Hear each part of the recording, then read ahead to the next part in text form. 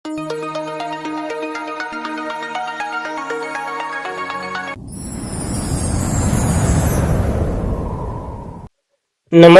ગુજરાતના અધિકારી મિત્રો, આજે આપણે 17 જાન્યુઆરી 2026નું મોસ્ટ ઇમ્પોર્ટન્ટ કરંટ અફેર સાથે જીકે અને જીએસ વિશે ચર્ચા કરવાના છે. તો ખાસ કરીને ચેનલ ઉપર નવા હોય તો ચેનલને સબસ્ક્રાઇબ કરી લેવી, વિડીયો પસંદ આવે લાઇક કરવો અને તમારા મિત્રો સુધી અવશ્યથી શેર કરી દેવો. તો ચાલીએ આજના ઇમ્પોર્ટન્ટ ક્લાસની આપણે શુભ શરૂઆત કરી દઈએ. તો ઇન્ડિયન ઓલિમ્પિક એસોસિએશને કયા રાજ્યમાં આવેલ રાષ્ટ્રીય ઓલિમ્પિક એકેડેમી ફરીથી સક્રિય કરી છે? તો ગુજરાતના પહેલાના પાટનગર એટલે અમદાવાદમાં આવેલી છે આ એકેડેમી, જે ફરીથી સક્રિય થઈ. તો ભારતીય ઓલિમ્પિક એસોસિએશન રાષ્ટ્રીય ઓલિમ્પિક શિક્ષણ અને વિકાસ કાર્યક્રમ શરૂ કર્યો. અમદાવાદમાં તાજેતરમાં જ યોજાયેલ વાર્ષિક સામાન્ય સભા જે રાષ્ટ્રીય ઓલિમ્પિક એકેડેમી છે એને ઔપચારિક રીતે ફરીથી સક્રિય કરી, એટલે ફરીથી ચાલુ કરી છે, જેથી રમતવીરોને કેન્દ્રીય વિકાસ, ઓલિમ્પિક શિક્ષણ અને સંસ્થાકીય ક્ષમતાના નિર્માણ પર ધ્યાન કેન્દ્રિત પ્રતિબંધ કરશે. હવે આ રાષ્ટ્રીય ઓલિમ્પિક એકેડેમી જે એકેડેમીની સ્થાપના 2018માં થઈ હતી, પરંતુ કોવિડ-19ના કારણે બંધ થઈ ગઈ હતી અને હાલ એના અધ્યક્ષ પીટી ઉષા બન્યા છે અને ડિરેક્ટર ગગન નારંગ બન્યા છે. તો ખાસ બધી એપોઇન્ટમેન્ટ સાથે લઈ લેવી તો ઇમ્પોર્ટન્ટ છે, આપણને યાદ રહેવી જોઈએ. જ્યારે ભારતીય ઓલિમ્પિક એસોસિએશનની વાત કરીએ, જેની સ્થાપના કરી 1927માં એની સ્થાપના થઈ હતી. હેડક્વાર્ટર નવી દિલ્હીમાં. પ્રમુખ પીટી ઉષા છે અને વાઇસ પ્રેસિડેન્ટ ગગન નારંગ છે. પહેલા પ્રમુખ સર દોરબજી ટાટા હતા. તો એ પણ આપણને યાદ રાખવું ઇમ્પોર્ટન્ટ છે. ત્યારબાદ કયું રાજ્ય ભારતની પ્રથમ ક્રોનિકલ કિડની ડિસીઝ રજીસ્ટર કર્યું છે, એટલે કે શરૂ કર્યું છે? તો ઓડિશાએ આ શરૂ કર્યું છે, કારણ કે ત્યાં વધારે પડતા કેસો જોવા મળતા હતા એટલા માટે. તો ઓડિશા ભારતનું પ્રથમ રાજ્ય બનવા તૈયાર છે જે વ્યાપક ક્રોનિકલ કિડની ડિસીઝ રજિસ્ટર યોજના ધરાવે છે. 31 માર્ચ પહેલાં શરૂ કરે એવી અપેક્ષા છે. આનો ઉદ્દેશ્ય જે ક્રોનિકલ કિડની ડિસીઝ છે એને વૈશ્વિકીય ડેટા જનરેટ કરવા, કિડનીના રોગોમાં વધતા ભારણને સંબોધવું અને પુરાવા આધારિત નિયમિત પ્રમાણે ટેકો આપવાનો છે. ક્રોનિક કિડની રોગની વાત કરીએ, એક લાંબા ગાળાની કિડનીનો રોગ છે જે ધીમે ધીમે ક્રોનિક કિડની કાર્યક્ષમતાને ઘટાડે. મુખ્ય કારણો ડાયાલિસિસ અને હાઇપરટેન્શનના કારણે થાય એ પણ આપ્યું. જરૂરી કારણની વાત કરીએ તો જે સહકાર ડાયાલિસિસમાં 10% દર્દીઓ આવરી લે અને 90% દર્દી પ્રારંભિક તબક્કાને જ આવરી લે છે. કોરોના વિશે માહિતી આપે છે અને એનું રજિસ્ટર ફક્ત લોકોને ટેકો આપશે. તો ખાસ આના માટે આ શરૂ કર્યું છે ઓડિશાએ. જ્યારે ઓડિશામાં 15 વર્ષથી વધુની ઉંમરના લગભગ 14% લોકો છે ને એને ક્રોનિકલ કિડનીના રોગની લક્ષણ ધરાવે છે, એટલા માટે અહીંયા શરૂ કરવામાં આવ્યું છે. તો આપણને યાદ રહેવું જોઈએ. ત્યારબાદ 2024-25 સુધી મત્સ્ય ઉત્પાદનમાં ભારત વૈશ્વિક ક્રમે કેટલા નંબરે આવી ગયું? તો ચીન પછી ભારત બીજા ક્રમે આવી ગયું છે આ ઉત્પાદનમાં. 2024-25ના ડેટા છે. ભારત ચીન પછી વૈશ્વિક ઉત્પાદન એટલે કે મત્સ્ય ઉત્પાદનમાં બીજા ક્રમે છે. જે કેન્દ્રીય મત્સ્ય ઉત્પાદન મંત્રી આપણા કોણ છે ઉમેદ કરી દઉં. કોલકાતામાં તાજેતરમાં જ એક અહેવાલમાં એટલે કે એક કાર્યક્રમમાં જણાવ્યું છે, અહેવાલ બહાર પાડ્યો. ભારત 2024-25માં 195 મિલિયન ટન માછલાના ઉત્પાદન સાથે રેકોર્ડ હાંસિલ કર્યો. વૈશ્વિક માછલી ઉત્પાદનમાં ભારત લગભગ 8% ફાળો ધરાવે છે અને ચીન 30% ધરાવે, એટલે પહેલા નંબર ઉપર છે. તો ઘણો પાછળ આપણે 8 ને 30નો ડાયરેક્ટર કરીએ એ નથી જોવું. ભારત મત્સ્ય ઉત્પાદનમાં 103% આગળ વધ્યું હતું અને ભારતનું કુલ ઉત્પાદન જ્યાં વગેરે વગેરે ડેટા છે કે એમાંથી કયા ક્ષેત્રમાં કેટલું છે એ છે ઇમ્પોર્ટન્ટ નથી. આ ખાલી 8% એક યાદ રહી તો રાખજો, નકર તો બીજા ક્રમે છે અહીંયાથી જ પ્રશ્ન આવશે. હમણાં જ આપણે જોયું હતું મિલ્ક ઉત્પાદનમાં પ્રથમ ક્રમે છે, ઈંડામાં બીજા ક્રમે અને માંસમાં ત્રીજા ક્રમે છે, ચોથા ક્રમે છે. તો એ પણ યાદ રાખવું. જ્યારે આ મત્સ્ય ઉત્પાદનમાં બીજા ક્રમે આવી ગયું તો એ પાણી સાથે નાખી દેવું. અને વાદળી ક્રાંતિ જે માછલા ઉત્પાદન એટલે કે મત્સ્ય ઉત્પાદન સંબંધિત છે, જે 7મી પંચવર્ષીય યોજના અંતર્ગત શરૂ કરી હતી. અને આ પ્રધાનમંત્રી મત્સ્ય સંપદા યોજના જે 10 સપ્ટેમ્બર 2022ના રોજ શરૂ કરી હતી ને એનો ટેકો આપવાનો છે. તો ખાસ આ પ્રશ્ન ઇમ્પોર્ટન્ટ બને છે, તો યાદ રાખવું. ત્યારબાદ ચર્ચામાં રહેલ રાતાપાની ટાઈગર રિઝર્વ કયા રાજ્યમાં આવેલું છે? તો આ મધ્યપ્રદેશમાં આવેલું છે. શા માટે ચર્ચામાં છે? તો આનું નામ ફરી ગયું છે, વિષ્ણુસિંહધર વાકાંકરના નામ ઉપર રહ્યું. તો મધ્યપ્રદેશના મુખ્યમંત્રીએ જાહેરાત કરી રાતાપાની ટાઈગર રિઝર્વનું નામ પુરાતત્વીયવેદ અને પદ્મશ્રી પુરસ્કાર વિજેતા ડૉક્ટર વિષ્ણુસિંહધર વાકાંકરના નામ ઉપર રાખવામાં આવશે. ડૉક્ટર વિષ્ણુસિંહધર વાકાંકર પુરાતત્વીયવેદ છે, જેને 1957માં ભીમબેટકાની ગુફાની શોધ કરી હતી. ઇમ્પોર્ટન્ટ બને છે. ભીમબેટકાની ગુફામાં તો કે જે ભીંતચિત્ર જોવા મળે છે અને અભયારણ્ય જંગલમાં આવેલું છે. વિષ્ણુસિંહ વાંકાણકર જ્યારે ટ્રેનમાં મુસાફરી કરતા હતા ત્યારે જ આ ગુફાની શોધ કરી હતી અને આને પિતા તરીકે ઓળખવામાં આવે છે રોક આર્ટ એન્ડ સ્ટડીના, જેથી જ એને પદ્મશ્રી 1975માં મળેલો છે. ભીમબેટકાની ગુફા 2003માં યુનેસ્કોની વર્લ્ડ હેરિટેજ સાઇટમાં પણ નામાંકિત છે, તો એ પણ યાદ રાખવું. જ્યારે રાતાપાની ટાઈગર રિઝર્વની વાત કરીએ, મધ્યપ્રદેશના રાયસીન અને સિહોર જિલ્લામાં આવેલું છે, જે વિંધ્યાચલ પર્વતમાળાને ફેલાયેલું છે. આ રિઝર્વ લગભગ 1271 ચોરસ કિલોમીટરમાં ફેલાયેલું છે, જેમાં ટેકરીઓ, ઉચ્ચ પ્રદેશ, ખીણો, મેદાનો, ઢાળ, નર્મદા નદી નીકળે છે અને એની એક સહાયક કોલક નદી પણ નીકળે છે. તો બે નદીઓ વગેરે છે ભૌગોલિક સીમા પર લઈ લીધી છે, તો તમને પ્રોબ્લેમ ન થાય એના માટે. ત્યારબાદ કઈ સંસ્થાએ તાજેતરમાં જ કેન્દ્ર શાસિત પ્રદેશ અને નિકાસ તૈયાર રજૂ કરતા નિકાસ તૈયારી સૂચનાંક બહાર પાડ્યો છે? તો નીતિ આયોગે બહાર પાડ્યો છે. ઇમ્પોર્ટન્ટ બને છે, રાજ્યો વચ્ચે સ્પર્ધા વધારવા માટેનો આ એક રિપોર્ટ છે, તો આપણને યાદ રહેવો જોઈએ. નીતિ આયોગે આજે નિકાસ અને તૈયાર સૂચનાંક 2024 બહાર પાડ્યો, જે ભારતના રાજ્ય અને કેન્દ્ર શાસિત પ્રદેશમાં નિકાસ તૈયાર વ્યાપકપણે મૂલ્યાંકન કરે છે. નીતિ આયોગ નિકાસ તૈયારી સૂચનાંક 2024 બહાર પાડ્યો, જે રાજ્ય તેમની નિકાસ તૈયારીની કામગીરીમાં આગળના ક્રમે છે.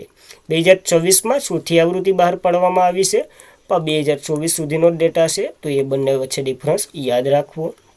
3-4 શ્રેણીમાં બહાર પાડ્યો છે: મોટા રાજ્ય, નાના રાજ્ય, કેન્દ્ર શાસિત પ્રદેશ ને વગેરે વગેરે.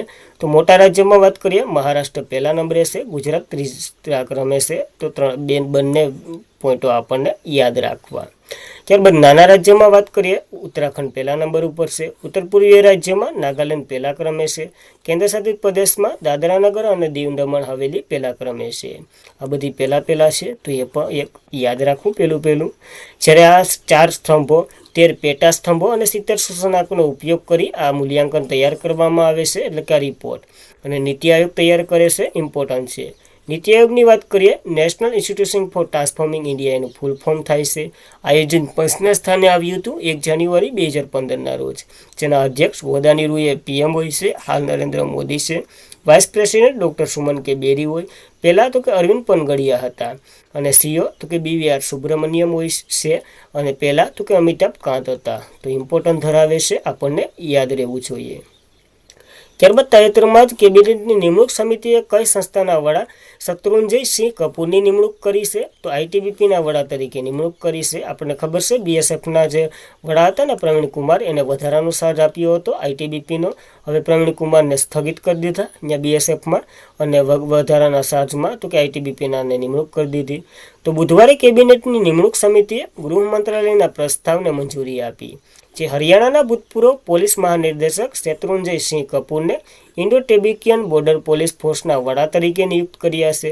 પશ્ચિમ બંગાળ કેડરના 1993 બેચના IPS અધિકારી પ્રવીણ કુમાર છે, એને ITBPના DG તરીકે કાર્યભાર સંભાળતો હતા, જેમણે બોર્ડર સિક્યુરિટી ફોર્સના ડિરેક્ટર જનરલ તરીકે નિયુક્ત કરી દીધી, એટલે કે આને મંજૂરી આપી દીધી. તો આ 2 મંજૂરી થઈ.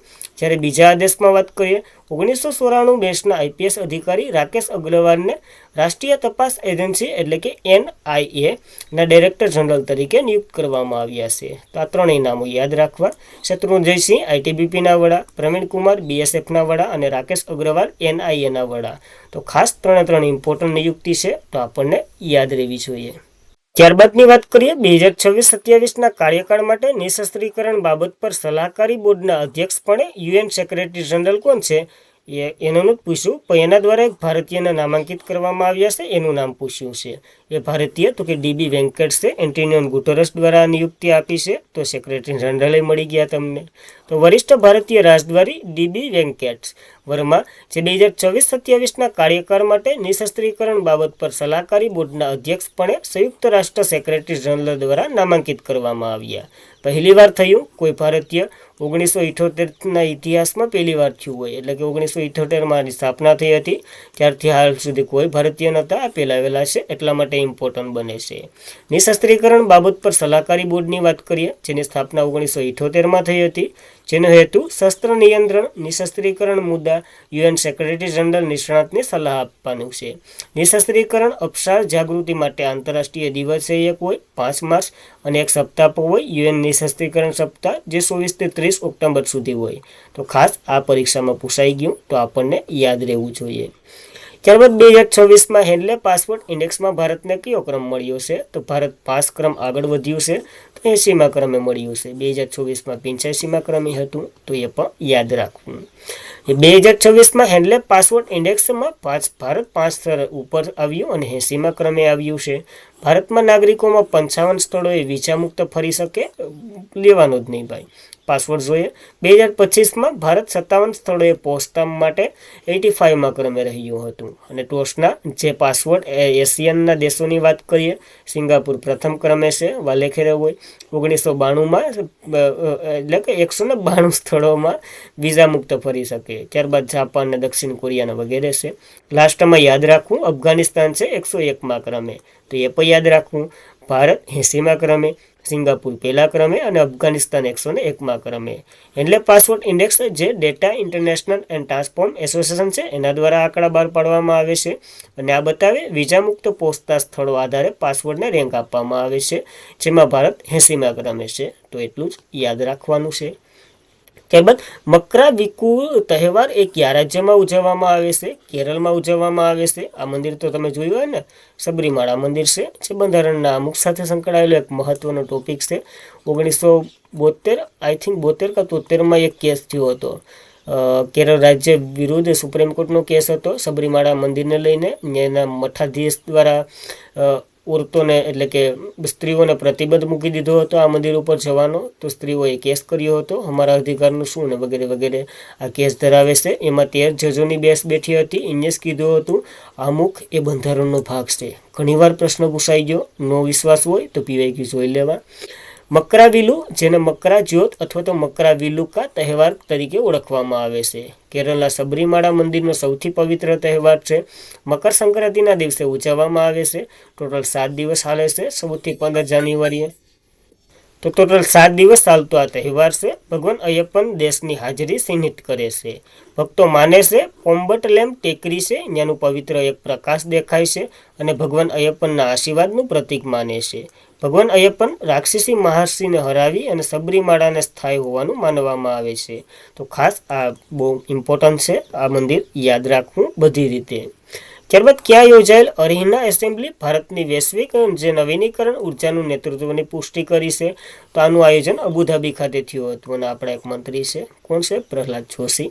તો અબુધાબી આયોજિત આંતરરાષ્ટ્રીય નાણાકીય ઉર્જા એજન્સી 16મી જે મહાસભા છે, ભારતીય ન્યાય, સમાન અને ટકાઉ વૈશ્વિક ઉર્જા સંક્રમણ પ્રત્યે પ્રોત્સાહન અને મજબૂતી પ્રતિબિંબ કરે છે. કેન્દ્રીય નવી અને નવીનીકરણ ઉર્જા મંત્રી આપણા પ્રહલાદ જોશીએ ભારતનું નેતૃત્વ કર્યું હતું અને એક નિવેદન આપ્યું છે. થીમની વાત કરીએ, માનવને શક્તિ આપી વૈશાલા સમૃદ્ધિને નવીનીકરણમાં રૂપાંતર કરવું, એટલે કે રિન્યુએબલ એનર્જીમાં રૂપાંતર કરવાનું છે. અને આ એજન્સી એના માટે જ કાર્ય કરે છે. આંતરરાષ્ટ્રીય નવીનીકરણ ઉર્જા એજન્સી જેની રચના 24 જાન્યુઆરી 2009માં થઈ હતી. મુખ્ય મથક અબુધાબી યુએઈમાં છે. કાર્ય આજનો સમગ્ર વિશ્વમાં રિન્યુએબલ એનર્જીનો ઉપયોગ, સહયોગને પ્રોત્સાહન આપવું અને ભારત તેનો સ્થાપક સભ્ય છે. એટલે કે જ્યારે સ્થાપના થઈ હતી ને 2009માં, ત્યારથી ભારત એનો સ્થાપક દેશ છે. તો એ પણ યાદ રાખવું. ત્યારબાદ તો કે કાલનું રિવિઝન કરી લઈએ ફટાફટ. તે પહેલાં લાઇક કરવું, તમારા મિત્રોને શેર કરવું અને ચેનલ ઉપર નવા હોય તો અવશ્યથી સબસ્ક્રાઈબ કરી લેવું, કારણ કે આની પાછળ બહુ મહેનત લાગે છે. બધું તમારા માટે ફ્રી ઓફ કોસ્ટ છે. તો એક લાઇક અને શેર તો બનતા હે બોસ. ત્યારબાદ ભારતીય સેનાએ 2026માં ક્યાં પોતાનો સ્થાપના દિવસ ઉજવ્યો છે? 15 જાન્યુઆરી તો બધીને આવડે છે, પણ જયપુર રાજસ્થાનમાં મનાવ્યો છે, એ ઇમ્પોર્ટન્ટ છે અને રાજસ્થાનનું કેપિટલ છે. ભારત કયા શહેરમાં 28માં કોમનવેલ્થ સ્પીકર કોન્ફરન્સનું આયોજન કરશે? તો નવી દિલ્હીમાં કરી રહ્યા છે. જેના હેડ તો કે આપણા ઓમ બિરલા બન્યા અને ઉદ્ઘાટન મોદીજીએ કર્યું હતું. વ્હીલ ઓફ ધ પીસ 2026 કવાયતનો યજમાન દેશ તો કે દક્ષિણ આફ્રિકા છે. બ્રિક્સ પ્લસ દેશો વચ્ચે આ કવાયત યોજાય છે, યાદ રાખવું. ભારત લક્ષ્ય કરતાં 5 વર્ષ આગળ 50% બિન જીવાશ્મ ઉર્જા ક્ષમતા હાંસિલ કરી છે. તો ભારતનું સૂકું કાર્બન એટલે કે શૂન્ય કાર્બન ઉત્સર્જનનું લક્ષ્ય કયું છે? તો 2070નું છે, 27ને યાદ રાખવું.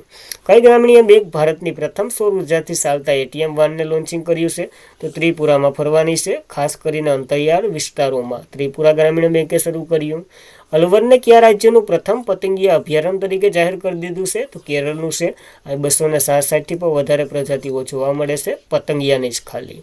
ત્રીજો ભારતીય લાઇટ હાઉસ ફેસ્ટિવલ ક્યાં યોજાઈ રહ્યો છે? તો આંધ્રપ્રદેશના વિશાખાપટ્ટનમમાં આનું ઓપનિંગ થયું છે. ન્યાયાધીશ રેવંતી મોહંતી ડેરને કયા રાજ્યના પ્રથમ મહિલા મુખ્ય ન્યાયાધીશ બનાવવામાં આવ્યા છે? તો મેઘાલય, ન્યાનું હેડ કરવાના છે આ.